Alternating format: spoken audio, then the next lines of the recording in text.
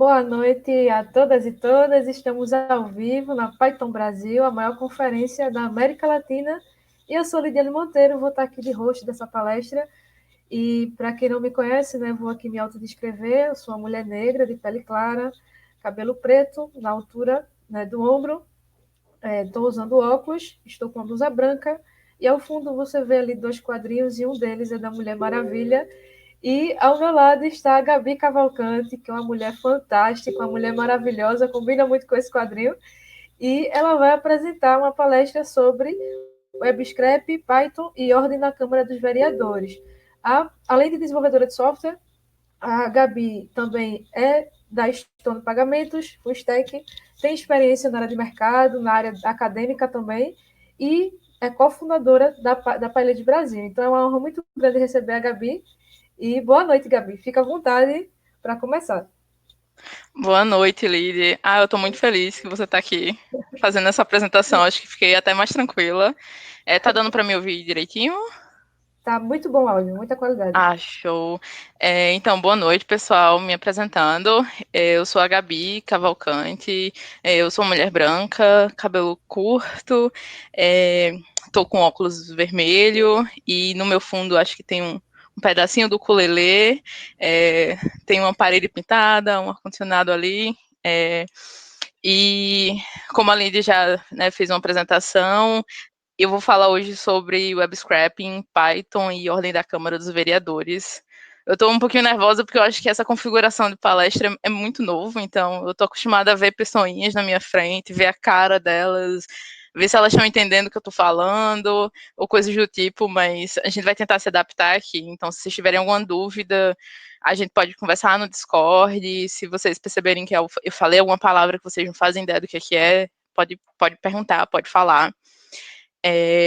Então, vamos lá, acho que vocês estão vendo aqui minha tela. Então, eu sou a Gabi Cavalcante, eu sou natalense, né? Eu sou nordestina, eu tenho 25 anos, sou formada em TI, estou trabalhando atualmente na Stone, tenho alguns textos lá na Twilio, e eu já trabalhei um pouco em áreas muito diferentes, então eu já fiz algumas coisas relacionadas à segurança, à identidade, eu já trabalhei num e-commerce de fotos, e eu já trabalhei com chatbots, que eu achei muito legal, foi muito interessante, foi uma experiência muito boa. E eu tenho interesse em algumas áreas que, se vocês quiserem conversar sobre, a gente também pode ir no Discord conversar, que é a ciência de dados, principalmente focado ali para extração, né, transformação e limpeza de dados. Eu acho muito interessante isso de a gente pegar dados de uma determinada fonte, organizar eles e dar para alguém analisar melhor. E eu gosto muito dessa parte de testes, arquitetura, engenharia de qualidade. Eu gosto muito de pensar em coisas que fazem meu software funcionar melhor e funcionar por mais tempo. Então, eu acho isso interessante. E, atualmente, eu estou tentando contribuir mais com o Paredes de Natal, que é da onde eu sou. É o capítulo que eu faço parte. Eu acho que é isso. E, então, pronto, tem 3 tópicos na palestra, né, que é web scraping, Python e ordem da Câmara. Eu acho que uma coisa interessante, estou dando uma olhada aqui no tempo, para não passar do tempo, mas uma coisa interessante é que essa palestra eu dei uma primeira vez, acho que foi no final do ano passado, talvez, num Python Day que teve aqui em Natal. E ela foi meio que uma palestra resultado da pesquisa, foi o que a gente conseguiu encontrar no final da disciplina que a gente estava fazendo esse projeto. Mas, ao longo do tempo, eu trabalhei com outros projetos que envolviam web scraping, principalmente relacionados ao projeto open source, e eu vi ferramentas que eu não fazia ideia. Então, eu fiquei, caramba, se eu tivesse visto, se eu tivesse conhecido essas ferramentas antes, eu teria feito meu projeto talvez mais rápido, talvez melhor, talvez escalável. E eu fiquei, cara, eu queria montar meio que um que foi que eu usei e o que talvez eu teria usado diferente. Então, vocês vão ver algumas bibliotecas aqui. Não vai ser uma coisa muito avançada, vai ser uma coisa mais para quem está mexendo nisso. Talvez quem seja muito avançado já tenha visto todas elas, mas eu acho que vai ser interessante para quem está mexendo com web scraping e conhece uma ou duas bibliotecas e aí quer conhecer mais. Mas tem uma definição que eu gosto muito de web scraping, que é a construção de um agente para baixar, analisar e organizar dados da web de maneira automatizada. Então, eu acho que é uma definição muito boa. Tem a fonte de onde eu tirei, mas eu acho que ela resume muito bem o que é você fazer web scraping. Você fazer de forma automatizada esse processo de captura, de limpeza de dados. Você não vai muito tirar conclusões daquilo inicialmente, mas você vai pensar de forma que eu quero baixar dados, eu quero coletar dados, eu quero extrair dados de alguma forma. E a gente pode pensar, caramba, mas tem outras formas, né, de pegar dados, você tem APIs, você tem dados tabulados, que é tipo o Excel, o CSV, você tem bases de dados, e por que não usar isso? Porque basicamente a gente tem uma grande limitação. Por exemplo, eu participei de um projeto que a gente extraía dados dos boletins do Covid-19. Era um projeto aqui do Nordeste, a gente queria extrair dados aqui relacionados ao RN. E assim, a gente pegava boletins, a gente pegava arquivos PDFs que não tinham nenhuma estrutura. Inclusive, era um problema, porque a gente tinha que ficar mudando muito o nosso scrapper para se adaptar aos arquivos. Muitas vezes, dados abertos, o pessoal não se preocupa muito em ter dados que sejam fáceis de extrair. Então, nem sempre você vai conseguir achar uma fonte de dados bem organizada, achar uma API para aqueles seus dados. Às vezes você acha uma API, mas ela tem limitações de acesso, você não consegue acessar todas as vezes que você quiser, você não consegue acessar as informações que você quer, de repente a API só lhe dá um determinado tipo de dado, uma quantidade específica de dados, mas você não quer aquilo, então você precisa partir para uma outra alternativa. E aí esse é um exemplo bem resumido do que a gente fez, por exemplo, para esse projeto específico da Ordem da Câmara dos Vereadores. Então, a gente tem os parâmetros que a gente queria pesquisar, a gente queria um ano específico, um ano, e a gente precisava identificar pelo ID, um mês específico, e aí tem a URL que a gente queria consultar, que era onde realmente a gente pegava os dados, e a gente basicamente fazia uma requisição para essa URL com esse determinado parâmetro e conseguia extrair os dados daquela página. Então, é um exemplo bem resumido do que a gente fez. E a gente usou Python para isso. E aí, sobre a ordem da Câmara dos Vereadores, é um documento muito específico que é produzido em uma sessão bem específica, que é uma sessão que é chamada de deliberativa, que ela é voltada para discutir e votar em proposições que os vereadores podem, né, discutir entre si e criar projetos de lei e criar requisições, esse tipo de coisa. Então, essa reunião é voltada para isso e ela tem horários muito específicos, então ela é chamada de uma sessão deliberativa ordinária, o que não obedece esse horário é uma extraordinária, mas dessas sessões específicas a gente tem as ordens do dia, que são um PDFzinho, acho que eu tenho até aqui a imagem para mostrar para vocês. Pronto, é um PDF como esse, que aí você tem os oradores daquela reunião, você tem as pautas daquela reunião, então é um projeto você tem que tipo de tópico é aquele, se é um projeto de emenda, se é um projeto de lei, se é uma requisição, e você tem quem foi a pessoa que levantou aquilo, você tem um partido, você tem um assunto, o movimento daquilo, então se foi levada para a segunda discussão, se não foi aprovada. Então você tem meio que essa estrutura, mas é uma estrutura que ela não segue muito bem um padrão, então você tem diferentes espaçamentos, você tem diferentes formas de chamar vereador, por exemplo. Então, a forma com que, por exemplo, eles chamam vereadora, às vezes tem aquele azinho suspenso, às vezes não tem aquele azinho, às vezes tem um ponto em diferentes cantos. Então, eles não têm muito um padrão, por mais que você veja que, assim, normalmente eu tenho o título, normalmente eu tenho um assunto, e eu tenho um movimento, e lá em cima eu tenho os oradores. Mas ainda assim é um pouco complicado. Então, a gente sofreu muito para extrair os dados desse documento. Foi um pouquinho estressante. Mas o nosso objetivo do projeto, e aí, pessoal, se eu estiver falando muito rápido, se eu estiver falando muito ligeiro, vocês podem chamar a atenção e falar assim, e fale um pouquinho mais devagar. Mas o objetivo do projeto era conseguir ver quantos títulos de cidadão natalense estava sendo dado, então, quanto tempo de reunião dos vereadores estava sendo gasto com o título de cidadão natalense. E a gente ficou, caramba, será que é muito? Porque a impressão que a gente tinha era que era muito, mas a gente queria comprovar se realmente, tipo, eles estão passando muito tempo dando títulos. E aí foi interessante porque a gente descobriu títulos sendo dado a pessoas um pouco aleatórias, ou um pouco que não tiveram um grande impacto na cidade, mas a gente ficou um pouco decepcionado porque a gente percebeu que o resultado foi uma porcentagem muito pequena. Então, mesmo que tenha sido uma quantidade, né, foram 21 pautas, foram dadas para pessoas que a gente nem sabia o impacto que tiveram em Natal, mas não foi tanto quanto a gente imaginava. E a gente ficou, caramba, mas se eles não estão dando títulos, o que é que eles estão fazendo? Show. Então a gente fez um Word Cloud, foi a primeira coisa. Um detalhe aqui, esse projeto ele foi feito. Eu estava sendo aluna do professor Leonardo Bezerra, lá do IMD, aqui da UFRN.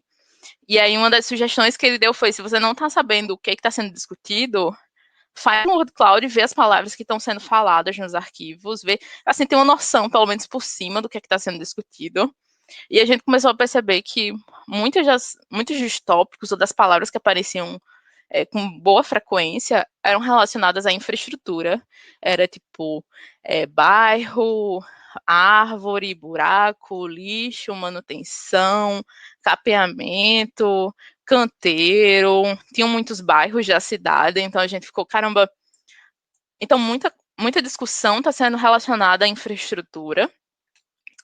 E até que ponto, e a gente foi, tipo, estudar quais eram as funções do vereador, se era para realmente essas discussões estarem acontecendo a nível de vereador, se era para essas discussões estarem acontecendo a nível de secretaria, a nível de Censul, CEMURB, CEMOV. Então a gente tinha N secretarias aqui no estado, e a gente ficou, caramba, até que ponto isso está impactando as pautas dos vereadores. Há um ponto que, tipo assim, outras funções deles, como confiscar, tipo assim, como verificar se acompanhar certos projetos de lei, ou verificar se as funções do prefeito estão sendo ok, se alguns projetos realmente estão sendo executados, fazer cobranças, se eles realmente estavam conseguindo ter tempo de fazer isso. E aí, quando a gente foi analisar as pautas que tinham relação com infraestrutura, com rua, buraco, asfalto, iluminação, a gente percebeu que de um total de 1.773 pautas, 1.080 eram relacionadas à infraestrutura, então um pouco mais de 60% eram relacionadas a isso. E a gente ainda fez algumas análises relacionadas, tipo, a gente conseguiu identificar os locais que algumas dessas pautas estavam sendo discutidas, estavam sendo levantadas, e a gente conseguiu plotar no mapa quais eram os pontos exatos. Então, a gente pegava a localização, completava ou cruzava com outra tabela de endereços aqui de Natal, consultava a API do Google, com o endereço a gente plotava no mapa, a gente conseguiu cruzar esses dados com dados de comunidades carentes de Natal para verificar se estava havendo concentração em bairros mais privilegiados e outros não. A gente percebeu uma certa concentração em algumas regiões, mas, assim, a ideia geral era ver o quanto era consumido das reuniões e ver o quanto isso estava impactando, tipo, o tempo que eles estavam gastando solicitando questões de infraestrutura da cidade. Então, foi um projeto muito interessante, foi um projeto que foi o meu primeiro projeto relacionado ao web scrapping. Então, para mim foi muito bom ver o quanto deu para extrair e ver o quanto isso impactava a cidade, o quanto a gente conseguia perceber que certos bairros da cidade tinha um grande número de solicitações, e foi uma surpresa porque não era nosso objetivo inicial era ver se muitos títulos de cidadão natalense estavam sendo dados, e isso chocou um pouco a gente. Mas aí, pensando o que é que eu teria feito de diferente e o que é que eu usei naquela época para fazer isso, eu usei a biblioteca, que ela é bem conhecida, e eu acho que normalmente quando a gente procura tutoriais relacionados ao web scrapping, ela é a primeira que aparece, que é o Beautiful Soap. Então, Eu acho que ela realmente foi minha introdução ao web scraping. A primeira vez que eu pensei, que eu procurei alguma coisa relacionada a isso, foi ela que eu achei. Mas em outros projetos que eu participei, eu comecei a conhecer outros tipos de biblioteca. Então, no projeto de Covid, eu conheci o Scrapy, ou Scrapy, eu nunca sei pronunciar direito.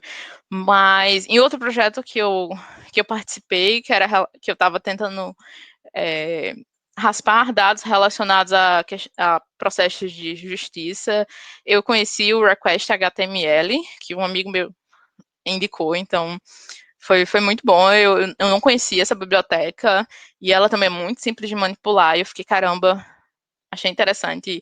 E eu acho que se eu voltasse um pouquinho atrás, eu teria testado essas outras bibliotecas nesse projeto. E aí, se a gente for pensar, tipo, eu tentei fazer um trecho de código de cada uma dessas bibliotecas para raspar os dados das ordens da Câmara Municipal. Então, eu fiz uma versão para cada uma, até para comparar a questão de tempo que o script usava para rodar, para fazer a comparação de complexidade do que eu fazia.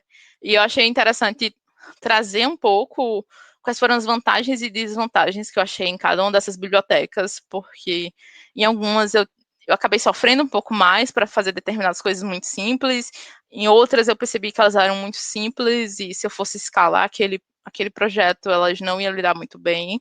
Então, se você de repente conhece uma delas, talvez seja interessante.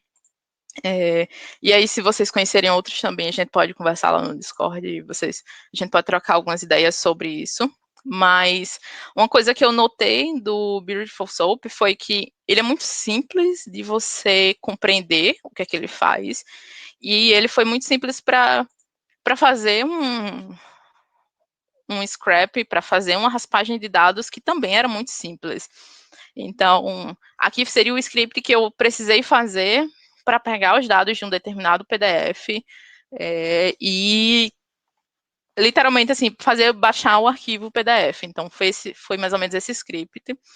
E uma coisa que vocês podem perceber é que o Beautiful Soap ele não consegue fazer todo o processo. Por exemplo, eu tive que usar a biblioteca Requests para baixar os arquivos de fato, para fazer as requisições. Então, é um ponto, é que ela tem uma certa limitação. Para mim, especificadamente nesse projeto, não foi um problema, mas para outros projetos em que você precisa escalar, em que você precisa, por exemplo, eu quero baixar as ordens de todas as cidades do Brasil, ou das cidades do Brasil com população acima de X.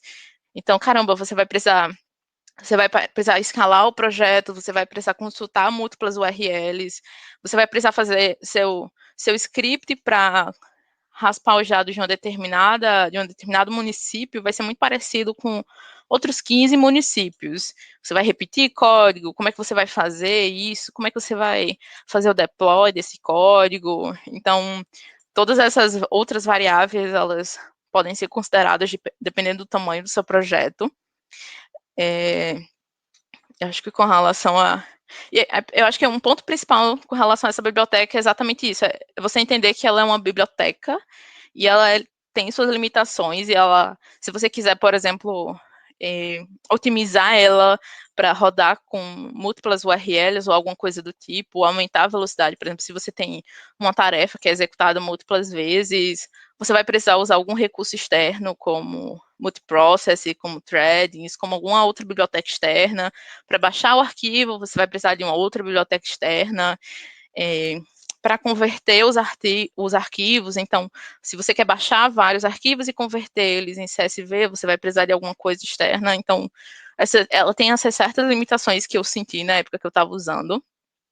E aí, uma outra biblioteca que eu entrei em contato na época que eu estava no projeto com relação ao Covid. Então, a gente estava aqui em Natal tentando coletar os dados do Covid-19. E eu lembro que meu professor falou assim, vê com o pessoal do Brasil I/O se tem como contribuir de alguma forma com o que a gente já fez aqui para Natal. Infelizmente, Natal, tipo, todo o PDF que liberava com relação aos dados de Covid, porque os dados de números eram dados em PDF, então a gente não tinha acesso a um padrão, um arquivo padronizado. E infelizmente eles mudavam tipo PDF que eles lançavam tinha alguma coisa diferente, tinha alguma quebra de linha diferente, tinha uma coluna que eles separavam, então isso dificultou bastante o processo de fazer algo automatizado, mas eu lembro que na época que eu fui no GitHub do Brasil I/O, eu vi essa biblioteca, na verdade, esse framework, e eu fiquei, caramba, nunca tinha conhecido, nunca tinha ouvido falar, nas minhas pesquisas eu não tinha achado isso, ou se eu tinha achado, eu meio que ignorei, e eu acho que um ponto que a gente pode fazer uma observação aqui é o quanto é importante vocês tentarem contribuir com projetos open source, porque eu acho que a maior parte dessas bibliotecas que eu conheci, que eram muito diferentes, que me ajudaram muito, que me agregaram muito, foram em projetos open source, foram em projetos que eu fui tentar contribuir de alguma maneira e eu aprendi alguma coisa totalmente nova, então eu acho que sair da nossa bolha e tentar ajudar em projetos diferentes é muito positivo e acaba acrescentando bastante. Talvez você receba mais do que você vai dar no final das contas, mas é muito valioso. E aí o Spider, o Scrapy, quer dizer, ele é um framework, ele é gigantesco. Então, dessas bibliotecas é a que eu sinto que eu menos sei, porque tem muita coisa e é gigantesco. E para fazer normalmente os scraps que eu fiz até hoje, e os crawlers e essas coisas que raspam dados e limpam dados, eu acho que eu usei muito pouco dele, porque ele tem realmente muitas features, ele tem muitos recursos, ele tem muitas coisas que você pode usar, ele é muito gigante, então eu acho que provavelmente eu não saberia responder tantas coisas dele, mas eu percebi que foi uma das soluções que eu mais observava em projetos grandes, em projetos que precisavam raspar dados de muitos locais, precisavam raspar múltiplos dados, precisava ter uma pipeline que, por exemplo, depois de eu raspar os dados, eu preciso limpar, eu preciso validar e eu preciso salvar no banco.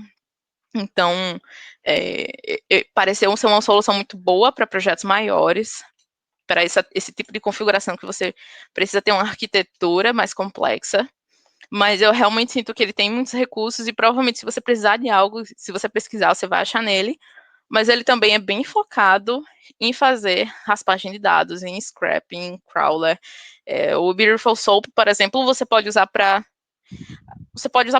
algum contexto que não seja necessariamente scrap, então não pense agora em um exemplo específico, mas ele basicamente faz esse parse do HTML e conseguir extrair algum dado, mas o scrap aí ele é bem específico realmente para fazer scrap, para fazer raspagem de dados.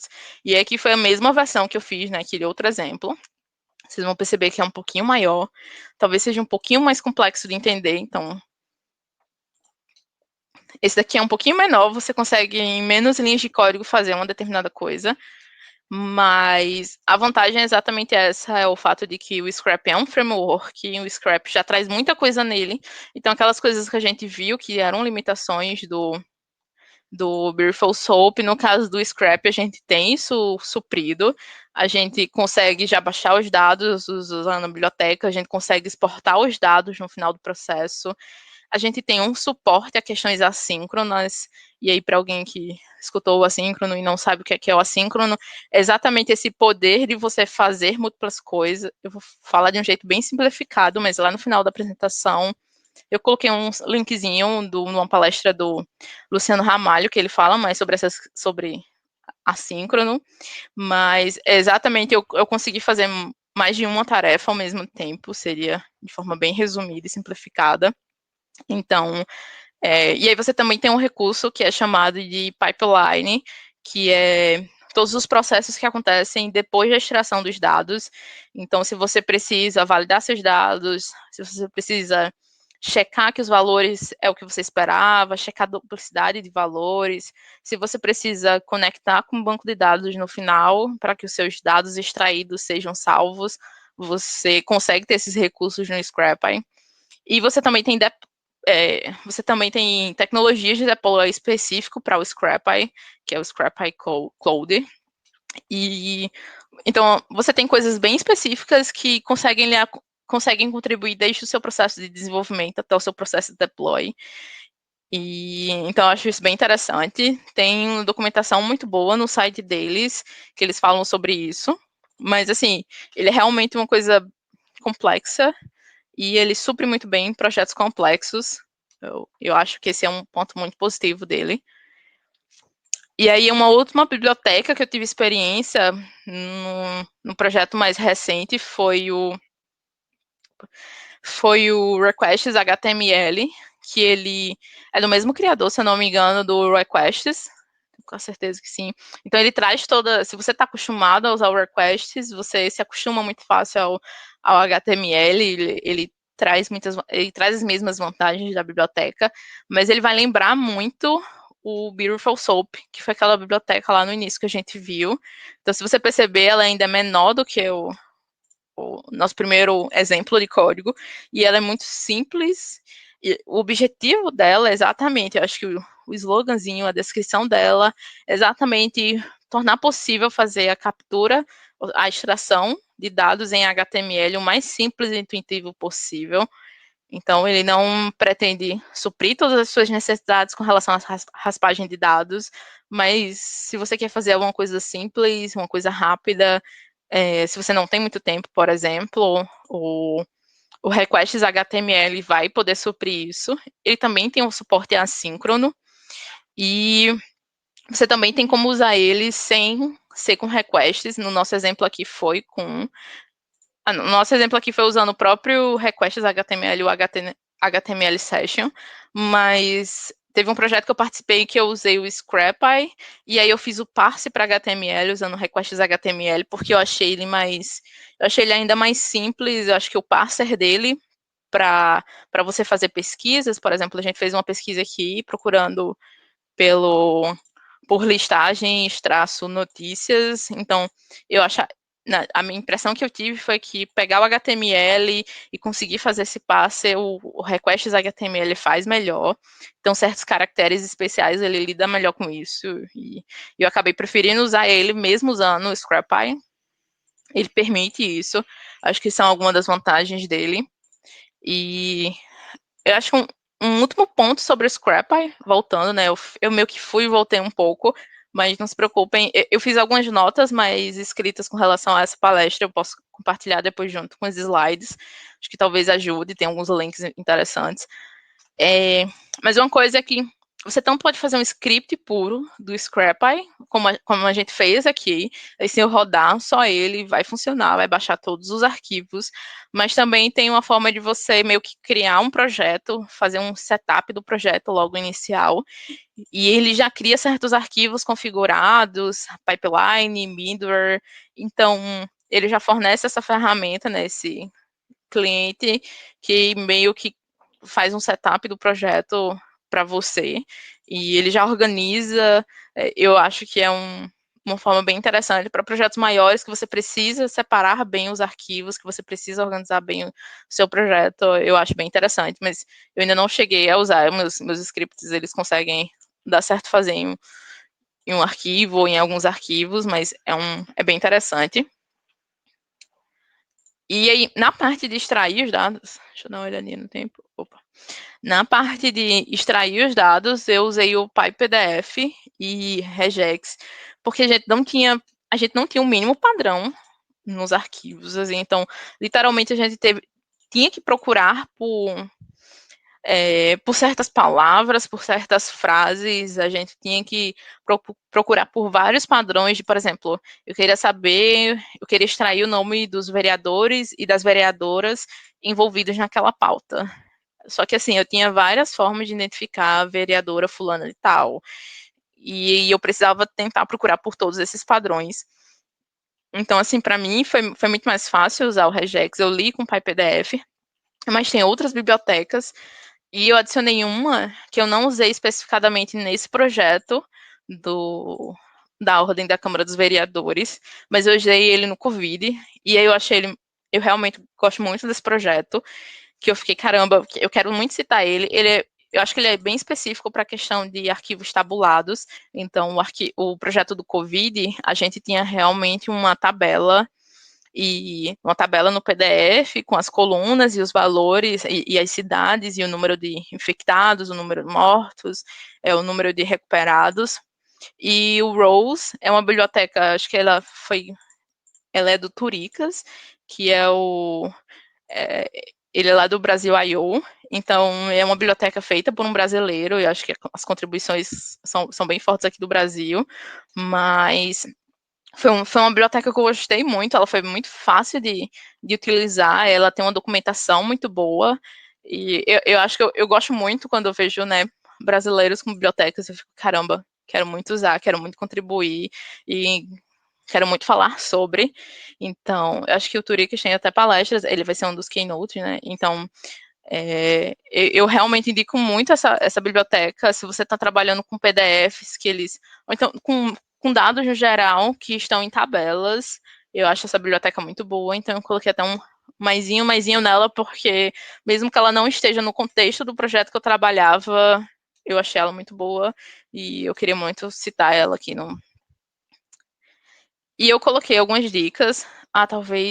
Talvez minha palestra tenha sido um pouquinho rápida demais, mas eu coloquei aqui algumas dicas relacionadas ao Python assíncrono, que é a palestra do Luciano Ramalho, ao link da biblioteca do Rose, ao blog do Scrapy, que lá tem muitos conteúdos interessantes.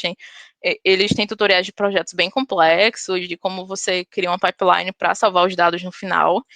E se vocês querem contribuir em projetos, eu citei 2, mas com certeza devem ter muitos mais. Mas eu citei o Brasil I.O. e o Querido Diário.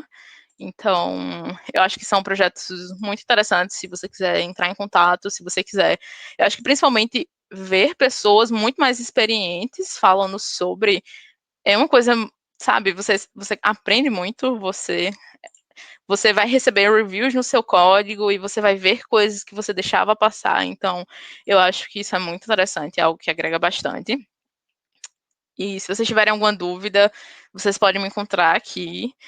A primeira vez que eu dei essa palestra, ela preencheu os 40 minutos, então eu fiquei com muito medo dessa passar um pouco, então eu acho que talvez eu tenha me apressado um pouquinho, mas se vocês tiverem qualquer dúvida bem específica, só me perguntar lá no final, lá no Discord, e a gente conversa sobre.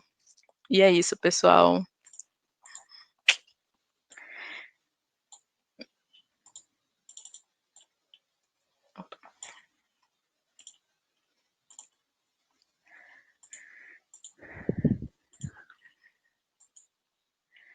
Eita, tá no mood, Lide.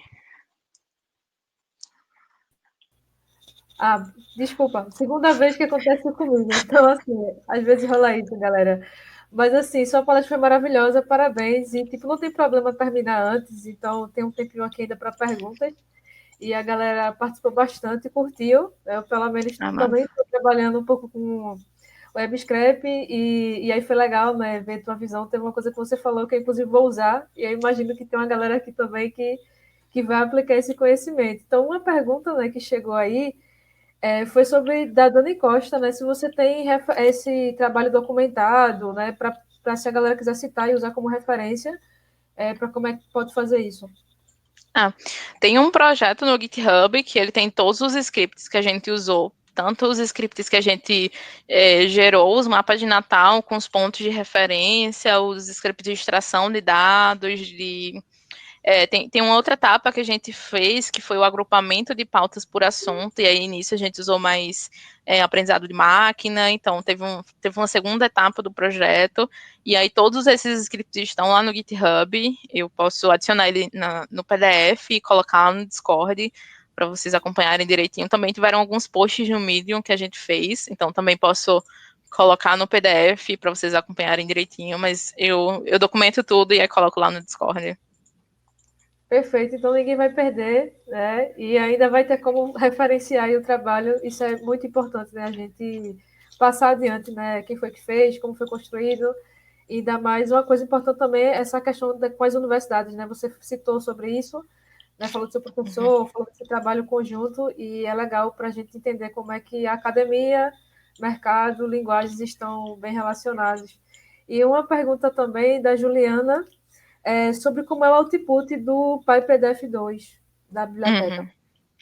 Pronto, o PDF2 é quando eu fazia a leitura do PDF nele, ele separava por páginas, então eu conseguia interar pelas páginas, era como se eu tivesse uma lista de páginas e cada página fosse uma grande string de dados, e aí você consegue ter acesso a, por exemplo, as quebras de linha, os tabs, mas ele basicamente vai gerar uma lista, e aí cada posição vai ser os dados, a grande string correspondente ao conteúdo da página completa. Outra pergunta foi do José Andrade, você respondeu um pouco ela durante a palestra, que é sobre a extração de dados de arquivo PDF, quais são as bibliotecas, os processos que você utilizou.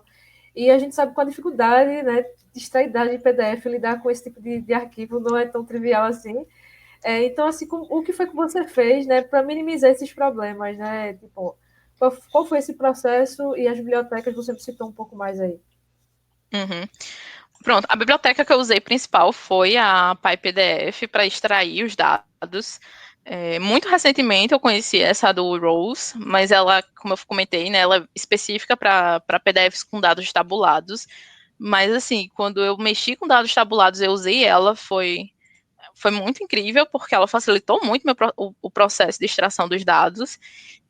O PyPDF me trazia as strings da página completa, e aí eu tive que fazer todo um grande script, que aparentemente não é muito bonito, porque eu tive que lidar com muitas situações do PDF, então eu tive que fazer muitos casos, mas o que me facilitou foi usar, por exemplo, o regex, então foi dizer assim, eu quero que quando você encontre uma determinada string que tem esse padrão, que tenha, por exemplo, o padrão de dígito, dígito, barra, dígitos, dígito, vai ser uma data, e essa data é do dia que essa ordem que esse documento foi colocado. Então, eu realmente eu extraía a string com PyPDF e tive que extrair os dados com regex, e aí eu usei alguns recursos do NTLK, então, porque eu tive que identificar quais eram as palavras que, por exemplo, não me acrescentavam muito, então eu tirei, ou alguma coisa do tipo, mas para PDF regex, ele meio que resolveu meus problemas. E uma pergunta complementar a essa é o que seria regex? Puder explicar um pouco mais do que seria isso? Pronto. Eu vou tentar dar uma explicação bem de como é que eu uso o regex, qual é a situação que eu paro e falo, vou ter que usar, mas basicamente é uma biblioteca que eu consigo ter recursos de encontrar textos que obedeçam, que encaixam um certo padrão. Então, aquele exemplo que eu usei do dígito, dígito, por exemplo, número, barra, número. Então, eu tenho esse certo padrão de data, que algumas vezes acontece, né? Você tem dia 09 barra 01, dia e mês, ou 09 barra 01 barra o ano, então outros 4 dígitos. Então, o regex permite que eu tem um certo padrão, eu consigo identificar esse padrão de alguma forma, que pode ser DD barra DD. Então, com isso eu digo que eu procuro 2 dias, eu procuro 2 dígitos, no caso, 2 números, eu procuro um barra e eu procuro 2 dígitos. E aí eu posso usar esse padrão para toda vez que eu encontrar ele num texto, eu substitua ele ou eu retorne ele, eu consiga capturar esse padrão. E aí você pode usar com muitas coisas, você pode usar com dígito, mas você pode usar também com uma determinada palavra. A gente, por exemplo, queria encontrar vereadora, então, às vezes vinha aquele VER ponto, um azinho lá em cima, eu nunca lembro qual é o nome desse tipo de azinho que fica lá em cima, mas às vezes acontecia do VER ponto azinho, ou então VER azinho ponto, ou VER azinho. O A não era um Azinho lá em cima, era um A maiúsculo realmente. Então, não existia o mínimo padrão de digitação dos PDFs. Mas com regex, eu podia dizer, eu estou procurando por todos esses padrões. Então, toda vez que você encontrar qualquer um desses padrões, me retorne o nome da pessoa que vem logo em seguida. Então, é o melhor mecanismo que eu acho, pessoalmente, para encontrar padrões no texto. E aí eu apanho um pouquinho às vezes para encontrar qual é o padrão específico para expressar aquela coisa que eu estou procurando, mas dá certo. Eu acho que Se tiver ficando um pouco nublado também o que é regex, a gente acha um exemplo aqui, qualquer coisa. Não, foi excelente a explicação e a galera está comentando no Discord, ó, também tem dificuldade, é muito complicado. Então, para quem quiser se aprofundar, é só pesquisar sobre expressões regulares. Tem livros muito bons, né, sobre isso. É um assunto mais chatinho realmente, mas assim, bem importante. E uma última pergunta, que foi da Belisa, é sobre se você conhece alguma biblioteca que consegue ler PDF com imagens. Preciso extrair textos de folhas de dados cheias de imagens, só sei chorar. Então, todo mundo vai bater nesse momento aí, né? Lágrimas, suor, sangue, para conseguir fazer a extração. Você conhece alguma coisa? Caramba, eu lembro que em algum momento da minha vida eu pesquisei sobre, mas eu acho que eu nunca tive que fazer, de fato, eu nunca encontrei esse problema, assim, e realmente fui atrás de uma solução, mas eu acho que eu posso dar uma olhada, qualquer coisa a gente troca figurinhas sobre isso, e aí lá no Discord também, se eu achar alguma coisa, eu jogo por lá, mas eu nunca tive uma situação que fosse essa especificadamente, mas eu imagino que deve ser bem chatinha de conseguir resolver, mas boa sorte. Confio no potencial. E durante a Python Brasil, galera, vocês podem aproveitar aí o pessoal, né, que está no Discord para pedir muita ajuda sobre várias coisas, né? Quando o evento é presencial, rola muito esses momentos nos tutoriais, na hora do espaço, né, de código, seja nas palestras. Então, o Discord vai servir para esse ambiente, já que a gente não está fisicamente junto. E mais uma coisa, quando eu comecei assim a mexer com web scraping, eu tive grandes dificuldades por exemplo, eu quero encontrar um dado, um PDF, sei lá, um arquivo que está aqui dentro. Então, cada biblioteca dessa, seja Selenium, seja Beautiful Soup, seja ScrapPy, cada uma tem uma forma ali de fazer. E às vezes é meio caótico, né? Você tem que analisar muito HTML, e entra em div, e lá vai caçando. É realmente uma busca, né, uma investigação enorme.